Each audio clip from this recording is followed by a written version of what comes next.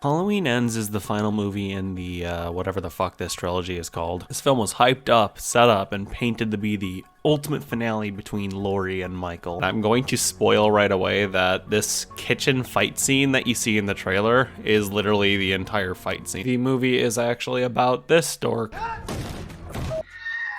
Streaming only on Peacock. Corey, a Halloween story. I know it's probably been said a million times by now, but Halloween Ends really feels like a movie where they didn't know what the hell they wanted to do. Like, this was your idea for the finale? This? While I don't mind the idea of a movie showcasing somebody becoming a serial killer, I hated this movie's portrayal of Michael Myers. I think it was an overall insult to the character. One of the worst parts about this trilogy is the introduction of Michael's importance to the mask, as if he's nothing without it. A big plot point in the previous movie was that a character grabbed his mask and jangled it like a pair of keys in front of him to lure him out in front of the town to be beaten to shit. And while I have the previous movie brought up, Halloween Kills tries to have this underlying theme of mob mentality, and it is inadvertently the funniest thing in the entire movie. Evil dies tonight!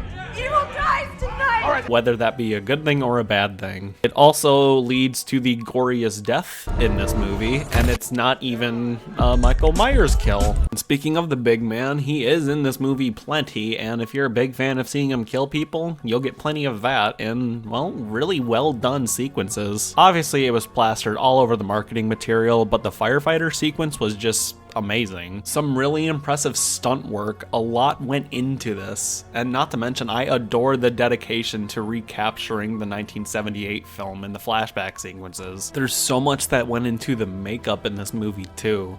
Like, there's a lot that I could go into detail, but I'd recommend you just watch the kill count on this movie. Filmmaking is cool, man. A lot goes into it, and I appreciate a lot of this movie. However, I do not appreciate the writing. I'll save that for another day, but a lot of people have gone over how poor the writing is in this movie. Portraying Michael as powerless without the mask is, I don't know, a little far-fetched for me. Kills was the middle child in this weird trilogy, and what's even weirder is that Ends didn't really follow it up. As you probably know by now, this movie hardly follows Michael Myers. In fact, most of the movie he spends inside of a fucking sewer. The movie is about Corey Cunningham, who is introduced in a rather solid opening scene. After the opening scene, there is no more killing until about an hour into the film. The movie does a poor job at making you feel bad for Corey. There's a bunch of one-dimensional bully characters who constantly harass him, and it's at the point where it felt right out of a 90s Stephen King adaptation. And that carries over another issue from Halloween Kills, in which the characters are so one-dimensional and flat that it's immediately apparent that they're just there for a body count. Holy shit. Yes, when the deaths happen, they are mostly satisfying, but even then, this movie feels like a step back from Kills. Two characters that you'd want to die, including Corey's mom and the lead bully, both have really tame deaths. What was his name? Thought I heard that. This might just be me being a kill nerd, but an off-screen death in 2022? Come on.